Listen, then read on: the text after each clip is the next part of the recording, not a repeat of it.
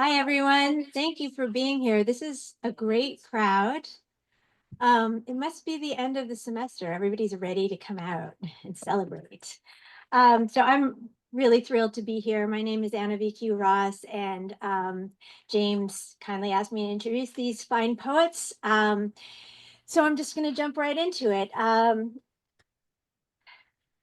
going to start with a memory. I first met Timothy Donnelly on a beautiful early fall morning in 2001, just days before the lives of all of us living in New York City, this country, and the world were to change irrevocably. I don't think it's a stretch to say that all of those of us who were alive then remember what we were doing on the morning of September 11th. It is a testimony to Timothy as both poet and teacher that I remember what I was doing that slightly earlier day when he and I met with equal clarity. We were in a stately, large, windowed room at Columbia University, and Timothy, as a recent graduate of Columbia's MFA program, was tasked with helping to orient and put at ease those of us who had just been accepted into the program. There were about 30 of us newcomers, nervously looking around at each other, having traveled to New York from all over the country and world, and due to begin class in the following week.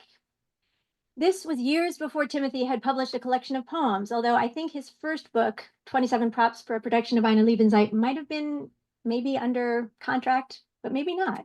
Um, it was before he joined the faculty at Columbia. He hadn't even grown a beard yet. But his words are the ones that I remember with the most clarity of all the speakers who addressed us on that day. Go toward the praise, he said, in response to a question about what we should expect in workshop. You'll learn more from that than from what people don't like. Those are words to live, write, and teach by. Go toward the praise. In the months, years, and now decades following this first meeting, I have clung to this advice. And in retrospect, it is a phrase that seems entirely characteristic of Timothy. His is a voice that has sought to snatch joy, or at the very least, momentum from the jaws of life and circumstance. A Timothy Donnelly poem forces you to look at things you might otherwise discard. Diet Mountain Dew, for instance, which he reimagines as a kind of psychedelic postmodern river Styx, ferrying the speaker on his self-built ship of death. Or false bird branches of a children's art project from which dangle last leaf parchments and a very large array of primitive bird shapes, which in turn lead to a revelation that is equal parts vulnerable and ecstatic in its concreteness, forgive the pun.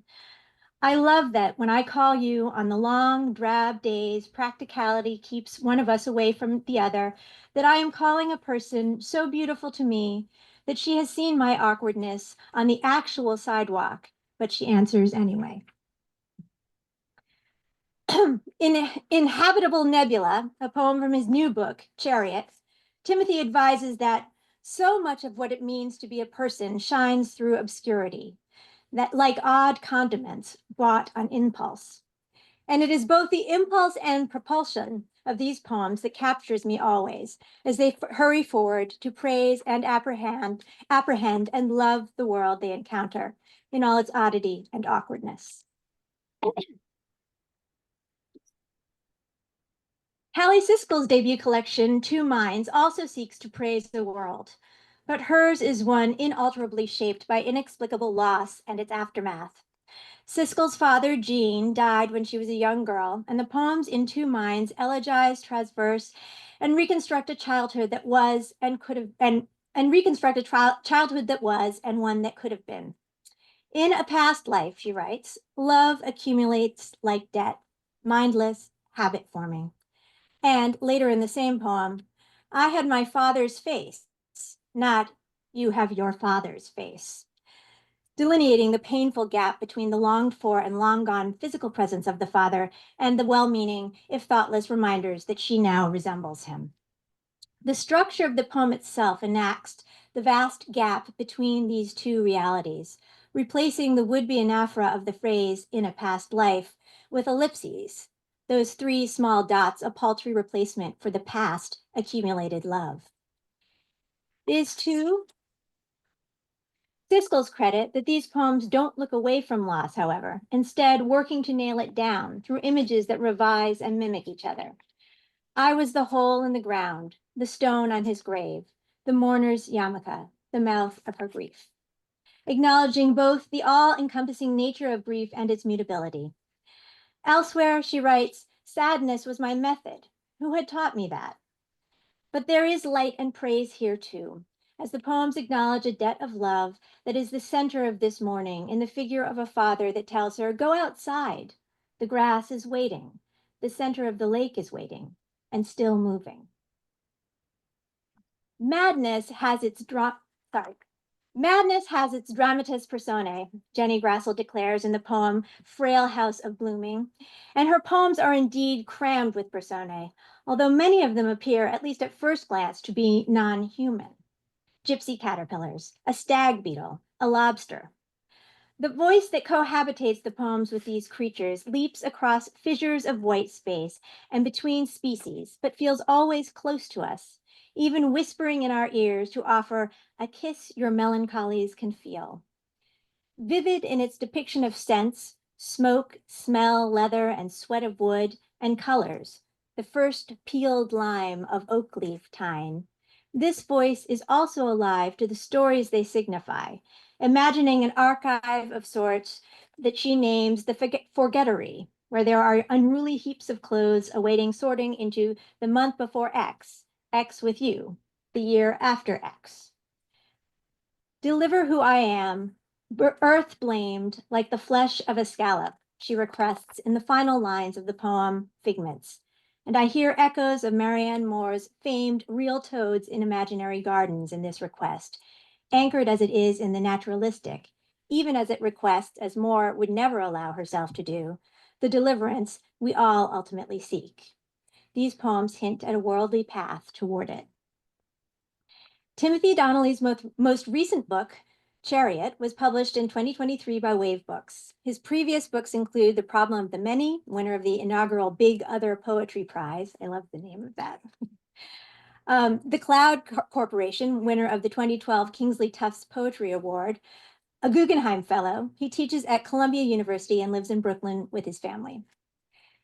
Jenny Grassl is a poet and visual artist living in Cambridge, Massachusetts. Her poems have appeared in or are forthcoming in Fairy Tale Review, the Boston Review, Tupelo Quarterly, Bennington Review, Lana Turner Journal, Inverted Syntax, Massachusetts Review, Heavy Feather Review, and others. Her book, Magicholia, was published in August 2024 by 3 at Taos Press. Her second book, Forever Mistaken for Ourselves, has been accepted for publication by Tupelo Press. Callie Siskel is the author of Two Minds and Arctic Revival, selected by Elizabeth Alexander for a Poetry Society of America Chapbook Fellowship. Her poetry appears in the Paris Review, the Atlantic, and the New York Review of Books. She lives in Los Angeles, where she is a poetry editor at Los Angeles Review of Books. And they're going to read in the order that they are sitting. So Timothy, Callie, Jenny. Thank you all.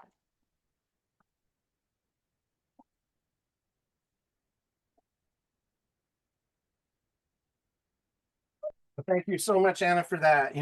I appreciate it. That was really very beautiful. And thank you, James, for letting us be here tonight. As a teacher, I still believe that's true. I think that you learn more from what people can celebrate in your work than you learn from little teeny edits along the way. I think when you really know what's coming across and what's working, when you sit down to write a poem, you can kind of lean into that rather than remember M dash instead of colon, and why not break it into quatrains or whatever it might be. We had a conversation over dinner. I feel like I still have pizza in my mouth. We were just there a minute ago, it seemed. But I'm delighted to be here tonight, and I'm going to read a couple of poems from my book Chariot, and then I'll read some newer things. The first poem that I'm going to read is the last poem that I wrote towards the book. The poems in the book were written between like March 2020 until like August 2022, so during the brunt of the pandemic. And the poems are all written in a kind of contained form, and that mirrors some of the, I believe, some of the the lockdown, the staying in closed spaces. But I wanted to sort of like within these closed spaces, because they are written in quatrains, each of the poems is 5 quatrains. I wanted to sort of like push back against that containment, right? And the last poem that I wrote was written in, as I said, August 2022, and I was asked by the Botanical Garden of Shanghai to write a poem about a piece of fruit. And I'm from Rhode Island, and I just happened to have an amazing peach, and it was covered with a kind of fuzz. Like we all know peaches have fuzz, that's part of it, right? But I think if you get them at an orchard, they're covered with a lot more fuzz. Like there's like a lot more going on there, and it's almost off-putting. And they kind of clean it up by the time we see it. But still, this was the biggest and possibly the best peach I ever had. And I'm looking for the poem about this peach. It is called, well, I could use this thing that they did for me. It's like a table of contents. And I apologize for this. 68. And of course, I wanted to write a poem that celebrated the transport of this particular peach, but I thought, why not begin with an acknowledgement of my mortality? To eat a peach. Oh, I lost it. One day I won't react when called by name or to the light slap on the cheek to break me from the sleep that isn't sleep. I will be still, and yet I won't. One night my living feet will graze the floor like little ducks across a pond one final time and lift off into the dark of anyone's guess. Somewhere a word is waiting to be the last I speak. It might be I used it in passing today. It might be I'm using it now. We know this all too well. All things end, and each specifically as this peach picked at an orchard days ago, skin shaggy as a lagomorph. You have to rub it off under cold running water before you'd ever dream of eating it. In all cases, there's a peach that's closer to where you are than all other peaches. Reach out and take it before what's next. Who's been ripening in a brown paper bag? We all have. Isolating, solving for X. I worry the divots mark places where the flesh has succumbed to catastrophe, but they surprise me every time, almost like sunset or like a wellness center I enter through my mouth till I'm right in the middle of the last peach of a season thick with peaches. Its juice ridiculous and rivers down my chin, liturgy of almond pushed through plush walls of mango, and in the heaven of it, I don't even know who I am. This next poem is just across from the previous, on page 69. And this poem is called Boheen Jay, and that is a Celtic word. During lockdown, I took both summers, I took online Irish language classes. And there were a lot of, I was just in it for the words. Like I didn't care about the grammar and I wasn't at all interested in communicating. But the words themselves to me were, each of them, many of them were like little tiny poems unto themselves. And this word Boinje, bo means cow. So you can see like the Latin influence there. Een is their suffix meaning little. It's a diminutive. So boin is little cow. And J, again, seeming really Latin, means of God. So little cow of God is Boeing J, and that's their word for ladybugs.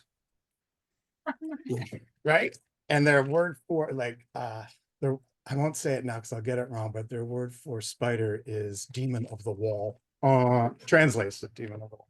Boeing J, little cow of God, the wattage of your red reverberates the earth, and spots of onyx nestle on its lacquer like fixed stars. Bravissima, you are red's least loudmouthed ambassador, paradise's minuscule half apple, mobilized by a half dozen legs, and under the split open dome of you, gold leaf wings, folded over esoterically like dress patterns whose thinness whispers to the near devotional care called for to pin them out properly. Meanwhile, your antennae, animate, demonstrate sensitivity with a nonchalance that shames the bureaucrat. Thanks for that. You serve purpose in the garden, but at the moment, what matters is I see you. Little cow of God who had been sleeping on a pom-pom I sewed by hand onto a store-bought curtain till I jostled you awake. You who flew to my laptop's light and landed on the staves of my work surface. Tell me, am I dying?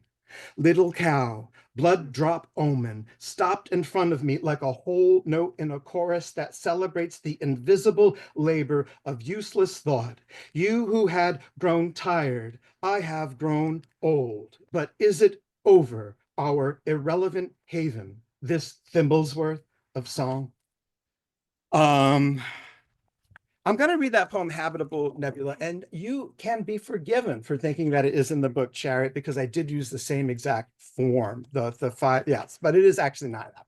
But no big whoop. Well, as I said before, all the poems in Chariot are written in each of the poems are like 5 quatrains, a little indenting happening there. They all kind of look like this. But this is a poem. I stayed with the form. I think some conventional wisdoms probably says change it up, but I was like, nope. Sticking with it. It kind of worked. But now I've also got other poems in other forms, but I will continue to use this form when it seems like what I want to do. It's like a verbose person sonnet. It turned out to be that way. I am the verbose person in that formulation. Habitable Nebula. The long night reminds me that so much of what it means to be a person shines through obscurity, like odd condiments bought on impulse, tested once, then pushed to the back of the refrigerator in their smartly labeled bottles and jars. It's like a birth of stars, or nights an actor plays their part so flawlessly, the audience gives no thought to gastroenteritis or its various causes, viruses, bacteria, bacterial toxins, parasites, and so forth, till hours after the last act is dust. This is not buttoned properly. But setting aside all that small stuff, there's still the entirety of the past, invisible or visible only in traces, as among the blur that sets in during speeches or when speeding to the launch past signage that tries to communicate, but by habit we ignore. I still can't say what life is for, but it can't be to pretend that every part of it is knowable, or that what appears to be to the naked eye, or in the middle ground, or documented on paper, approximates a person any better than a daisy does our sun.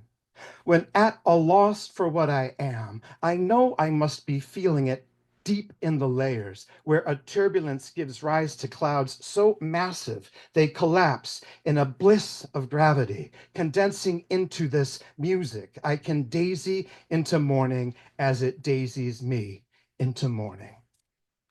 Um, I think I'm going to read. I had the great privilege of spending the month of October at the James Merrill House in Stonington, Connecticut, where I wrote a good number of poems, and I've continued to write poems drawn from that experience that were based on objects in his uh, wackadoodle lair. He had a very special eye, and everything around you in that space is worth a poem, worthy of a poem. So I thought I would do my share. This one is called Half Burned Candle in the Shape of Human Faces Looking Forward and Back. 5,000 years ago, we soaked the pithy core of river reeds in the liquefied fat of our livestock for torches we could carry in our hands when light was scarce. We were ingenious. Nonetheless, these torches lacked a separate wick, which would have fed fuel to the flame via capillary action gradually, prolonging the duration of the light, and in effect, making what we made a candle. But our torches weren't candles. They were only torches, and they sputtered out quickly and smelled of burning animal. We would have to wait another 2.5 more millennia before we'd ever think to spindle papyrus into tubes as skinny as the legs of an ibis, then dip them into beeswax repeatedly, adding layer upon layer of fuel to the papery wick. Finally, true candles. They didn't stink, and we put them practically everywhere.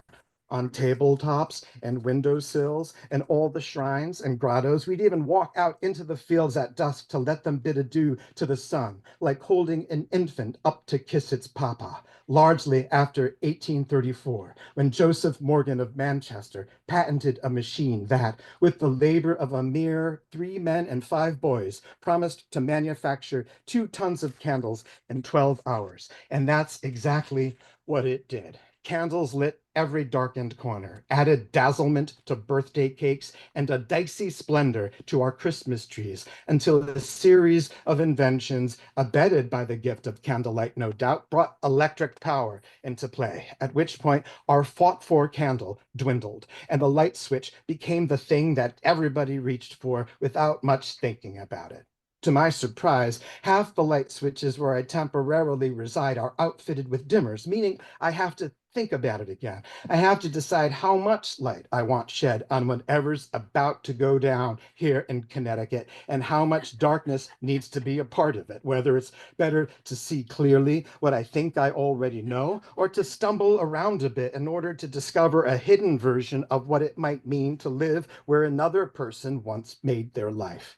Meanwhile, turns out electricity doesn't satisfy every appetite. The candle industry pulled in well over 11 billion US dollars globally last year, with the market projected to grow, I know, steadily through decades end, as consumer desire for affordable, aesthetically appealing household products shows no sign of atrophy. But it's not so much light as overall ambiance, including gentle flickering and therapeutic aroma, that these recent champions of the candle are in it for. I counted no fewer than 8, as well as 2 unoccupied candlesticks last night, visiting the room James Merrill and Company communicated with the dead in, which is likewise what it means to light a candle, to bridge with commonality the present and the past through an act at once finite and ongoing, embodying what the senses misperceive as irreconcilable, much as the face of this janiform candle looks forward and back simultaneously, irrespective of where you place it. In the hand, it weighs what a small melon might and occupies about the same amount of space as an Indian River grapefruit. But I don't know enough about waxes to determine if what it's made of is beeswax that has sacrificed its fragrance and hue to time, or else a sallow-colored paraffin, which I know is a byproduct of oil refining and then therefore non-renewable. Furthermore, it's unclear to me if the face, which is unmistakably Greco-Roman, through a curtain of Victorian malaise, is meant to represent a woman, possibly a Sibyl, or young Apollo himself, whose voice the Sibyls would empty out their throats to make room for. Where I expect ears, what appears on either side are what appear to be calla lilies, or softened trumpets, or an empty upturned cornucopia, each with its own unique sheaf of associations best left to the winnowing wind off the bay when it rattles the starboard window to the point it shimmies open a little, and audibly from every room in the apartment, like a language wind and building share, an agreement between them they let me in on unexpectedly. And if no breath or voice, and if not breath or voices, it might be wind like this was last to blow this half-burned candle out. Or it might be it still burns, but with a fire that's imperceptible.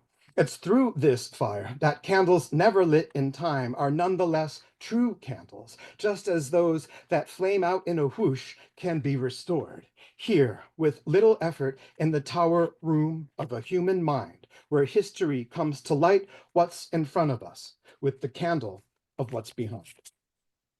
And I'll read just one more. I hope it doesn't go too long. I've just finished this poem last night, which again, conventional wisdom says, like, let it cool off before you read it. Go towards the praise. Yeah, go towards the praise. This one's called Fragment of Pottery Decorated with a Human Face. Evidence says seagrasses evolved from red and green algae into ferns and great conifers before something like nostalgia drew them back to the sea bottom via sugarcane, bamboos, and major grains like rices, Don't quote me here. This is loose, where looseness is at worst innocuous as a mushroom that only acts toxic, while at best it offers brief freedom from the quadrille of the strictly factual, letting language and idea off the leash a little in the interest of play, which we know to be fundamental to the development of skill sets necessary for the biocultural success of the individual. Yet elsewhere in milieu with where attendants expect accuracy, if not exactitude, looseness greases the pole the osprey roosts on and pours a willful gravy over everything on the plate, masking hazmat and gristle. Too much of it one night, after airfuls of shambolic bombast and associates born ready to warp daylight in their favor.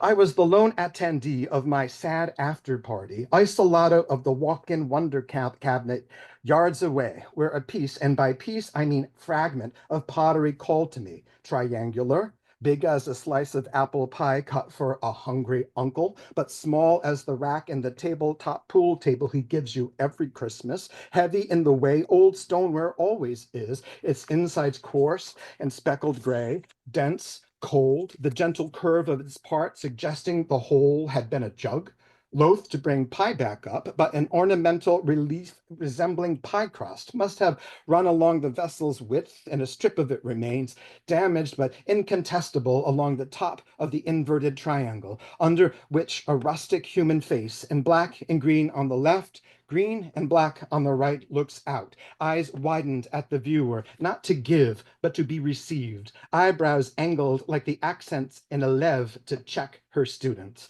She is prototype of Virginia Woolf in her fur-collared coat, cheek in hand as in the photograph used in U.S. ads for To the Lighthouse, whose Mrs. Ramsey feels herself hurled outward from the eddy of human activity and meaning-making in the middle of a dinner party, drifting off into the vague echoic bourgeois sea inside her. It's a thing you have to fight privately, even if it almost always happens in the presence of others, although the meaning of presence has come to contradict itself, and the rhetorical choreography of power can drown you from a world away, like Prokofiev in a scherzo.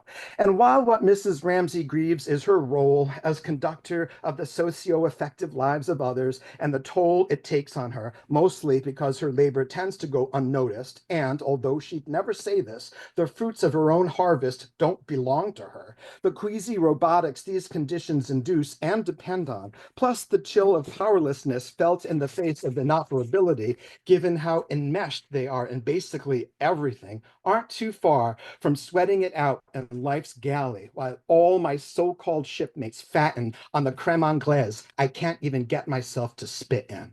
But if a potsherd can empathize, this one can. She has outlasted tyrant speeches, feels the bejesus they squeeze from the organs of appetite that keep us running like a business. She has substance adequate to prop open doors for those who push past her and forget by the pop of their indifferent cava. She can give you notes on proceeding as a fraction of what you had once felt capable of being, and you can turn her over, the vegetal green of her face brightening on the flip side to the shade of it when low angular sunlight passes through nostalgic seagrass. I've seen a lot of it of late, floating fat on my back in the Atlantic all October, awaiting the sting of jellyfish and shark bites, eelily wigged out by the bounty of its weeds at first, then easing into it, sensing them want me there. A welcome to the ecosystem, their wavy blades along the length of me like lashes, and the pleasantly abrasive tongue of sand, a gangplank into an ambiance that doesn't have to try. It just does. The ocean laughs at definition. It doesn't signify, hypothesize, hoodwink, or prevaricate. No stakeholder profits from my being in it yet, but like a house key in the thunderstorm of history, I feel it in the air tonight. Brute mechanic demands inflicted on many by a market economy necessitate reassurance that we're more than just numb functionary cogs or fungible appendages to the gross computational body of the ultra-rich. What this looks like can get ugly, so you have to figure out how to organize your ugly, lest Uncle stub his cigar out on your frontal cortex and do it for you.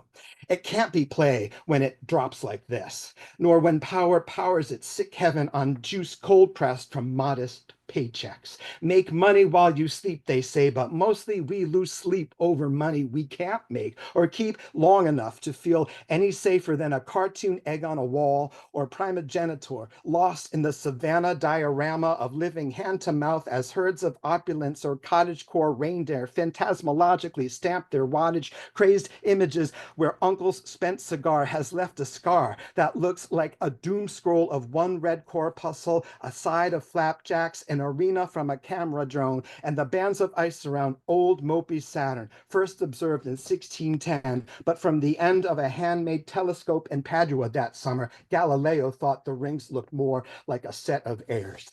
There's no right or left indicated on what's left of you or what you were once anymore, but you're better off without it. This news cycle like an uproar aboard a stinking ship, the hull of it torn open by the 9/10ths of resentment our captain forgot to provide for in the maths. Now the workforce lies underwater while the rich are safe indoors in waterfront resorts. I'm asked to, in the idiom of credit offers, I tear to pieces to spare myself the mistake of considering. I crawl the outskirts of comfort instead and smell everything on the dinner menu. I admire the vain blue bubbles of favor the rich inhabit like a clutch of backslapping gerbils. I endeavor to aspire. I spark up an umpteenth novena with the intention of a clearer vision of my place in time, and in its inwit, heaven takes me back to the sea. Here I'll tell a story I never told anyone. I walked too far along the shore one day as a child and found a beach covered in 1,000 tiny fiddler crabs. They held their one weird claw to the sky like they were mad as hell at being made. When a wave came in, they would all skitter backwards into 1,000 holes in the sand, one hole per crab. When the wave receded, then they would maneuver their bodies back out of their holes and into the bright salt air. Next, they ran, a few at first, now dozens, hundreds, down in the direction of the sea, defiant, proud, like a battalion into battle. But when a new wave followed, they would skitter back into their holes. This went on for as long as I remember, hole to shoreline, shoreline to hole, till I felt I could hear it, their movement, their seething, made of time and of desperate little clicks, while the sea pushed on, its own sound a seething.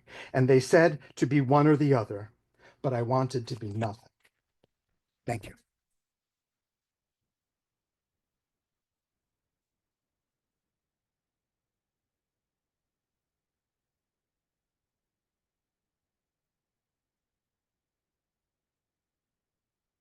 Thank you, Anna, for such a beautiful introduction. And I'm really appreciative because I'm not great at introducing my own poems in between reading them. So thank you for spending time with my book. And thank you, Timothy, for such a beautiful reading so far.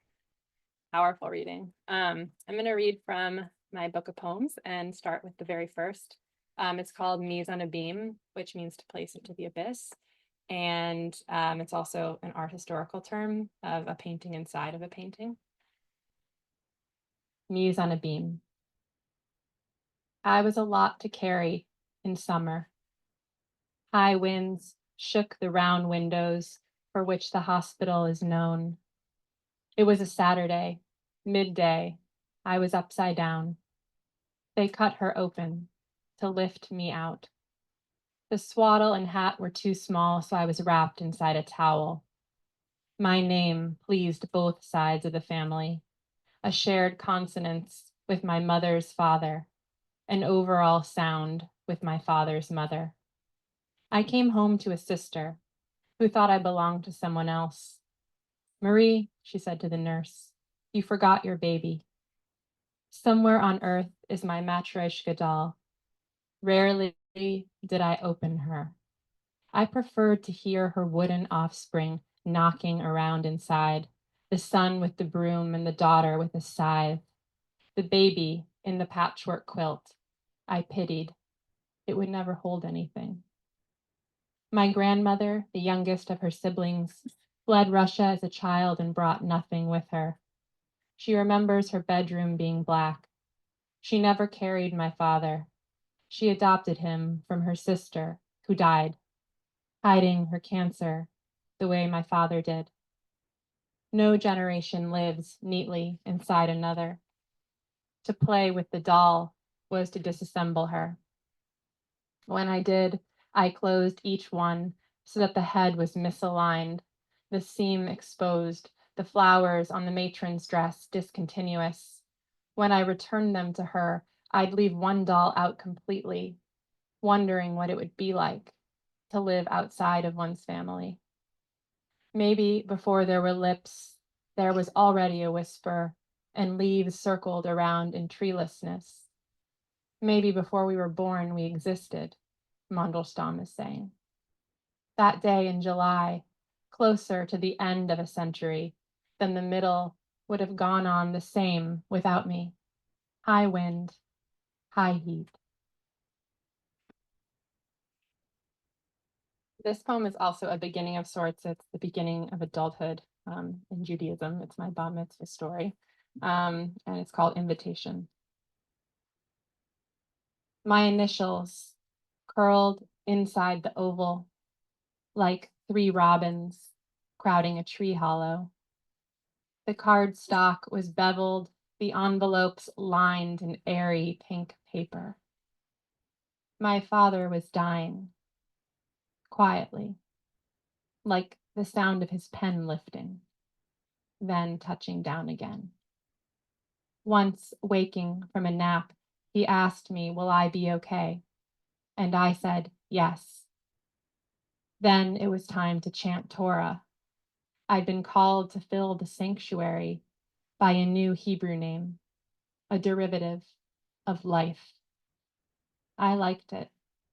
The chance to be divested of particulars, to be marked instead by the narrative of crossing, which was my Torah portion, Exodus. Moses stretching out his hand over the sea and then God parting it in half like a child's hair. And the Israelites walking into the midst upon dry ground, like the ground I was standing on.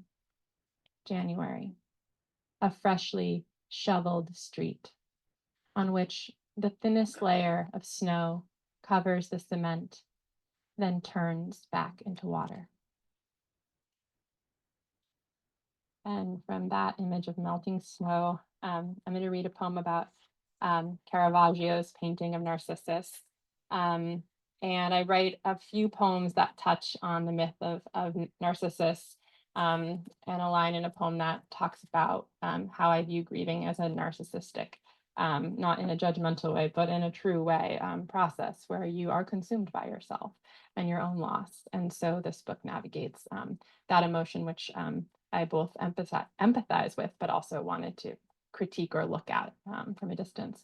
And this painting, I wrote this poem before I saw this painting, and then I saw the painting. And now the painting is the only thing I care about, but this poem is my first attempt. Caravaggio's Narcissus. The surface of the water does not offer perspective, only the flat reality of the boy in a puffed up jacket, crouched over water so darkly lit, one might mistake it for high gloss on a stained floor. No, that's the earth under his hands. One hand at the water's edge, the other turned inward, immersed. A single knee exposed. The moon lost in its orbit around a void. The water unites the boy and what the boy sees. The water is the means. It does not mean anything. Who would want to tell the boy his knee is not the moon? I want to tell the boy, keep looking. Brush the hair from his eye, rotate his hand so his wrist does not tire. Free his calf from the weight of his knee. Mostly, I want to be water, the source of his love. But I am on the ground, recreating the painting, looking down at my rug, one hand on the fringe, the other on the wood floor, my knee already in pain, my heel sharp against my groin. But at what cost? I pay someone to ask me again and again and again.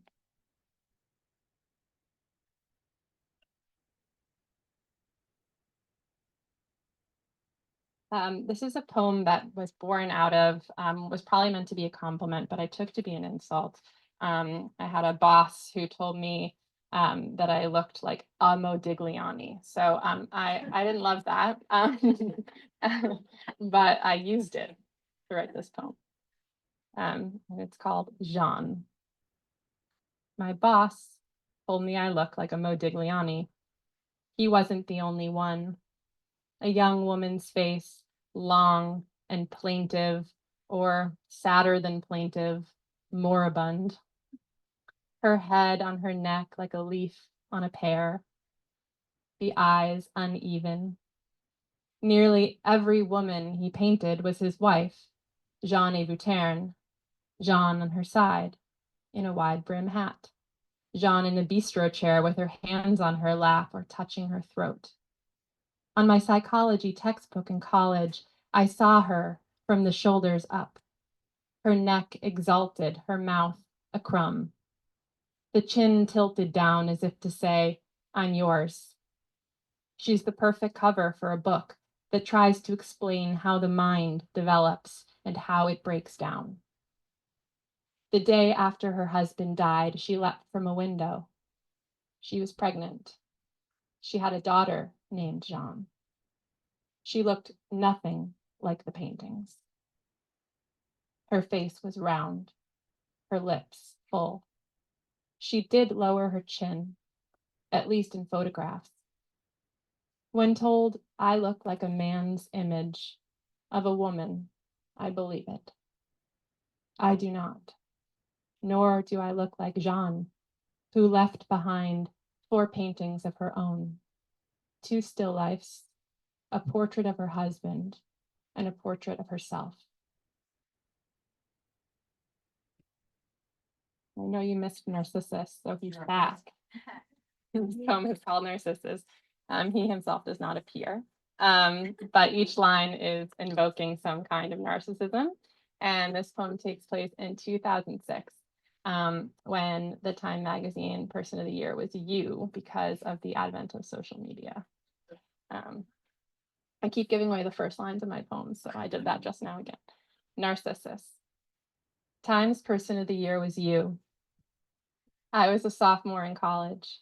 I held the mirror up to my friend. Outside a fraternity, I stood in a circle of women telling each other how pretty they were. On the walk back to my room, I passed a monument, water running over granite. The man I loved wanted me in his bed so I could tell him he was exceptional. There is a difference between echo and the spring. One repeats, one colludes. In his childhood bed, we had sex and I turned bright red. He said, someone had a good time, and I knew it was over. I moved out of the dorm with my friend, paid less for the smaller room. At dinner, she said the chef was staring at her. I agreed. If I told you how she stranded me, the focus would shift to her, as it always did. There is beauty in submission, but it depends on what one gains from it. When a poet came to campus, old and failing, she bared herself like a wet stone drying.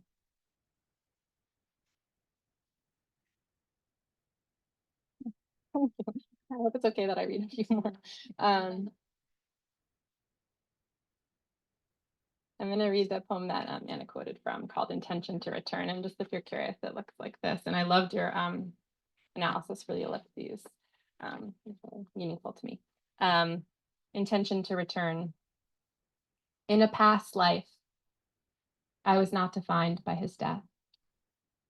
I was not rerouted like a plane through Charlotte. I was a part of a nuclear family, the phrasing of which appears first in 1924 as the nuclear family complex. I did not have a complex. I smiled for the camera. Love accumulated like debt, mindless, habit forming. Similes were balanced equations. I had my father's face, not you have your father's face. In a past life, I am on the basketball court behind our apartment when I hear his footsteps on the asphalt. Does it count as a past life if it happened? in a past life is not supposed to mean your life before tragedy, but an existence altogether unrecognizable, which is maybe the same thing. My having been a fir tree. In a past life, the stanza above is nonsensical. In a past life, as a fir tree, my identity was also pine. In a past life that broke off from this one, as I watched a woman walk off of a plane before the doors were armed, I almost followed her. In a past life, as that woman, as someone who refused to comply, as a passenger without baggage, without a story she answers to exclusively, no one would know me. In a past life, the allure is not who we were, but who we are not.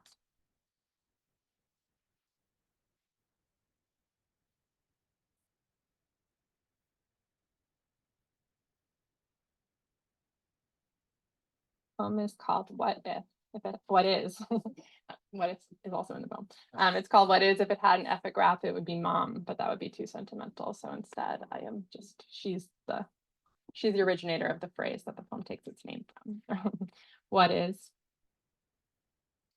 Hearing you talk to your friend, the sun on your hair, I thought, she sounds happy, my mother said. Happy, like the blue jays settling again on the ponderosa pine.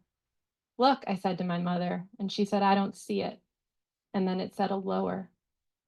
We were celebrating me, taking crisp walks through woods and hot soaks in springs, and in between, the wet walk to the towel, which is what life mostly is. But I am ungrateful. I was told that again and again as a child, that I didn't deserve nice things. I would lie in bed thinking, what is a mother? What is a mother? What is a mother? On the way to the airport, she said, I once told your dad, I don't trust nice weather. I don't either, I said. She said, try thinking what is instead of what if. I came home to rain, drilling the gutters and the pipes in the street, and still someone's 80s radio station blared through the drought-ending symphony. I couldn't complain. I was drinking wine, watching the lit-up rain around the street lamp. How do I become the street lamp? I tell friends, imagine the present is the past, and you will be happier.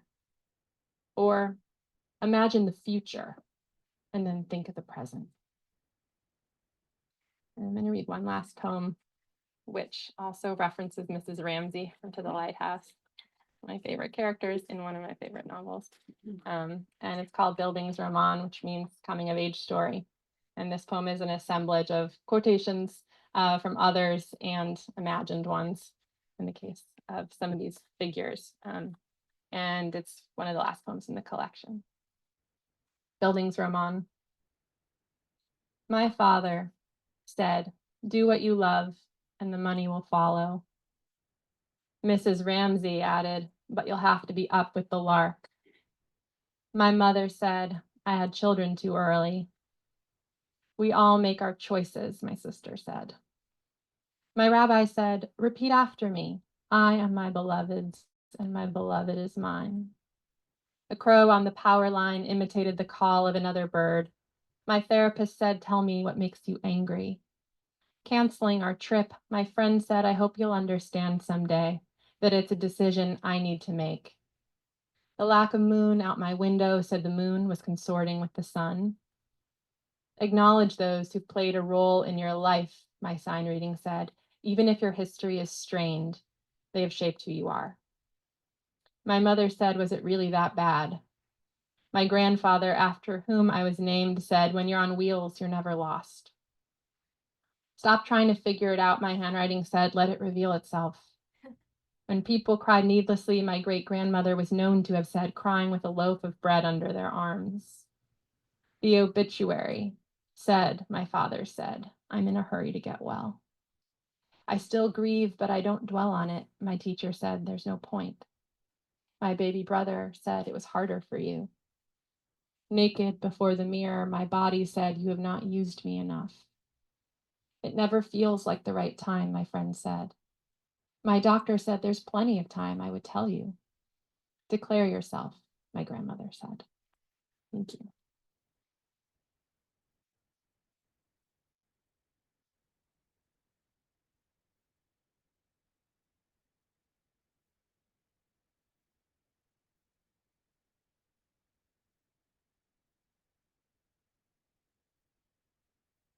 Let's put them down. How's that? Yeah, okay. I want to thank everyone for being here. This is really lovely, and Anna for that introduction. It was fabulous. And I want to thank James for inviting us and for fostering an incredible community of poetry here. I'm going to read from my new book, Magicholia. And the poems in this book are about difficulties, including madness. But you'll be happy to know my first poem is about beauty, and it's the beauty of madness. It's called Figments.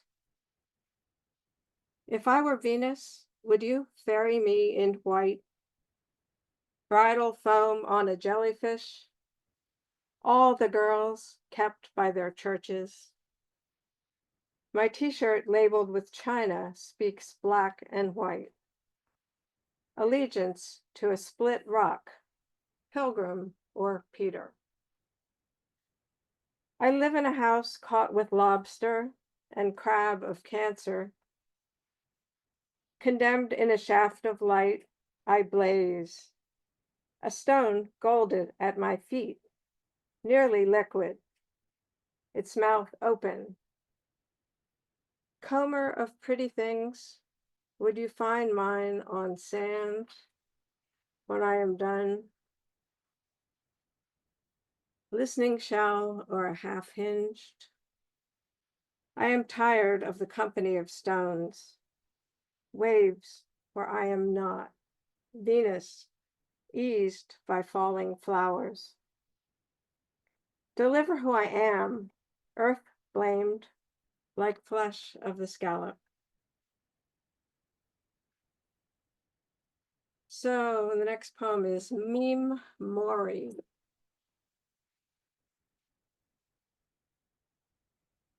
Lower. That's good. Thanks. Right into it. Right there. Okay. Meme Mori, which is also called rapidly spreading reminder of death on the internet. Too tiny, this model, this poetry chipped naked lady, this embryoid specked rue for the moment's rare luster, breath rewound from all breaths rustle. Sprung time traveled faster than lighter than air borne again past the red star Antares. Last words skidded onto chroma slid slick, muffed in a high moan cloud. Black oil shone over the eye of God, a fine iridescent brine. I held loved ones. Algae bloomed in the planets.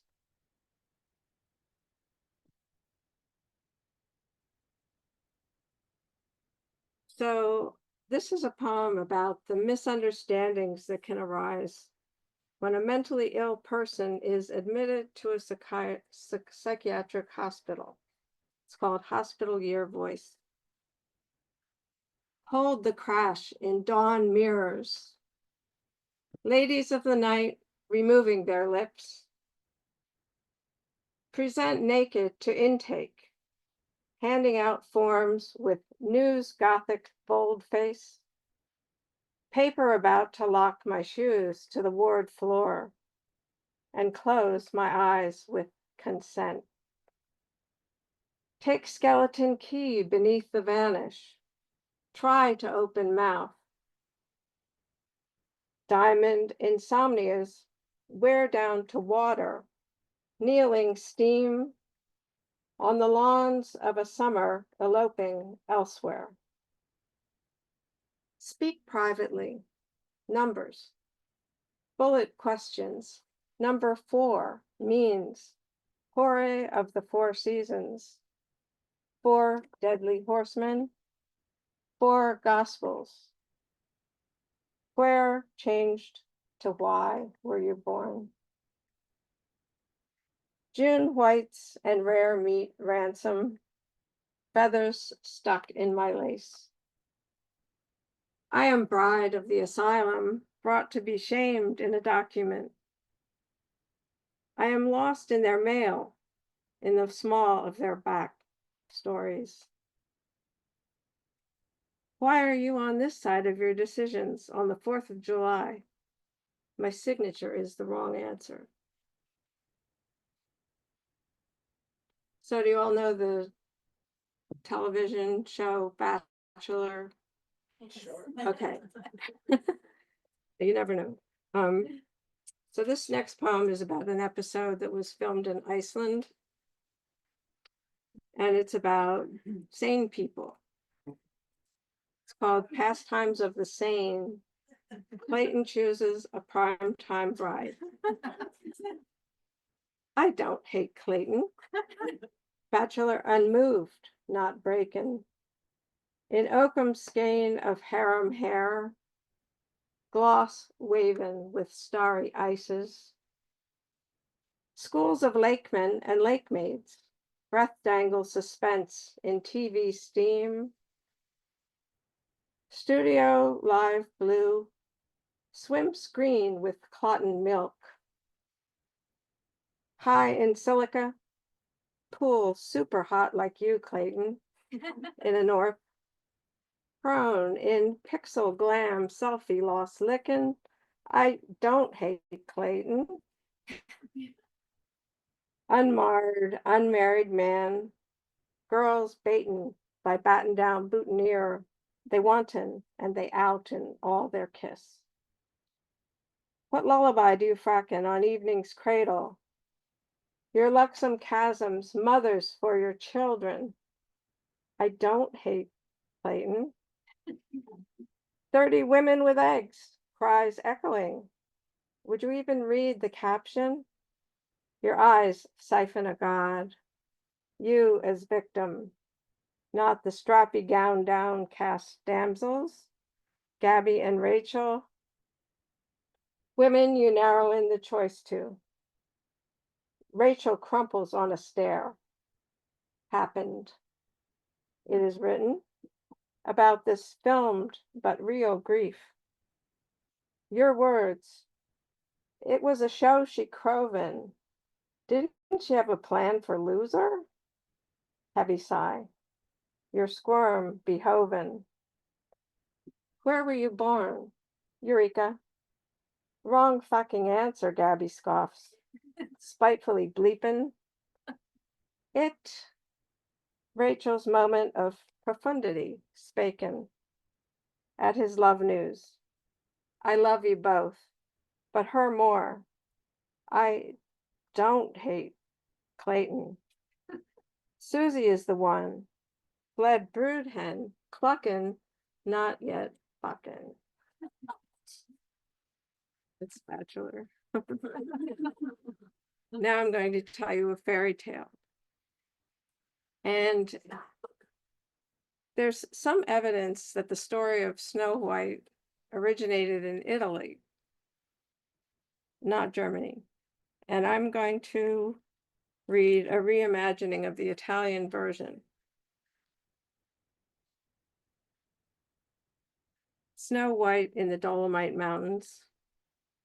I fall new. Fever ruby into the mine of a hungry mountain. Sacrificed virgin, swallowed by the queen of Dolomite. My cheeks slurred in her cliffs. Capture of sunset nightly. Rock trapping life, ancient and sea. I see the tracks back, fossils. Every shadow requires favor. In my grave cave, the fire salamander whitens and grows dragon high. Why did he sway me into an asphyxiate blue waltz? Our steps in the airless. Miners find me dead. Smitten, they preserve my body, a glass coffin far above the tree line. I lie like a moth defluttered. Closure sewn by a prince, whip-stitched eyelash and wing. He hauls me to his castle, keeps my child corpse close to him for many drenches of sun, exhumed by moon. Once I cough, waking, undoing his love spell. He hurries me back to cloud. Does he know if I live again, I will one day weather, overcast, snow mortal as bone? Alone, I open the pearl dusk lid, eclipse of white grit, blackening the peaks. My crow craw hair ravenous, gone avalanche gray.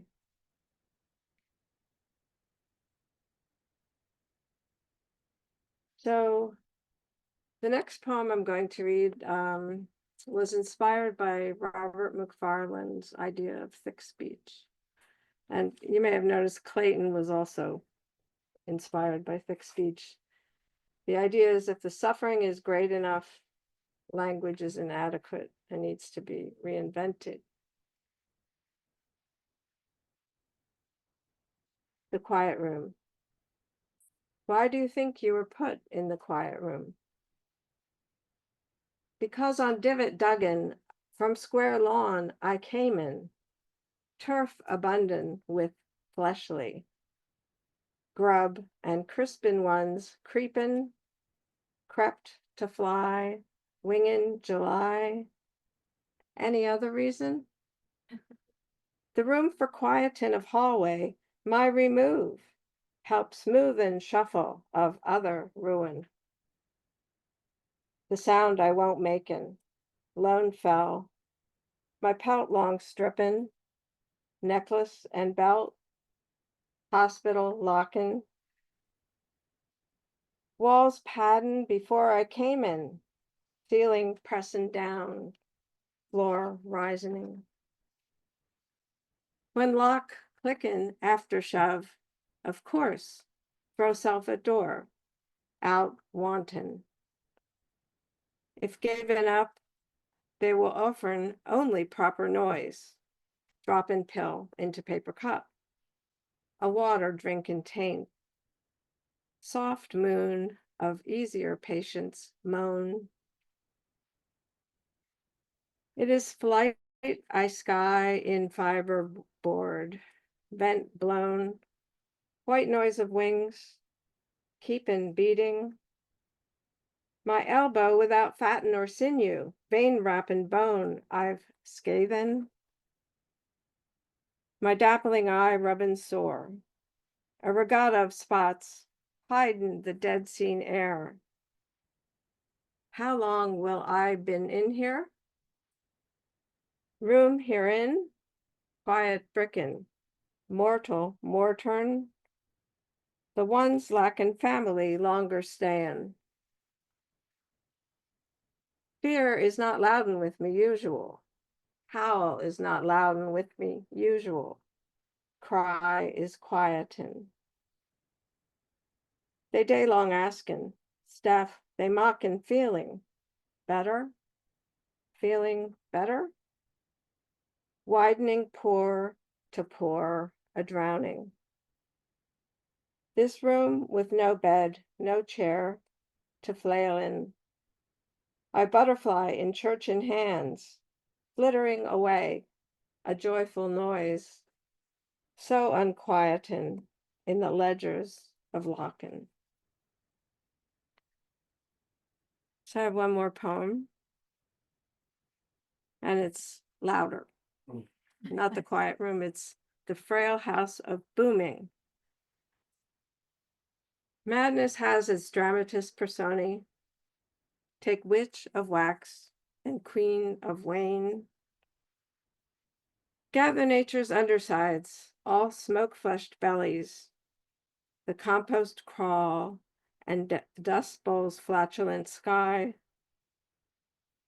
Take gypsy caterpillar stickiness, failing at silk, or barbed wheels loose, snow edginess, wild horse dressage, and shed skin stumble. Build all into plush, a purple-veined kiss your melancholies can feel. Irises to cup and berry pollen-labored bees.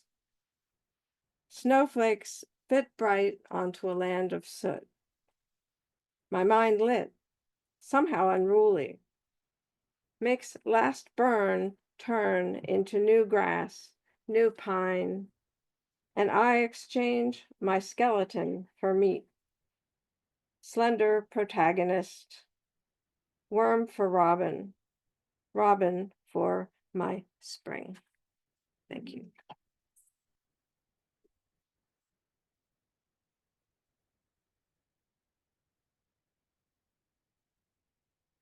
Another one of those.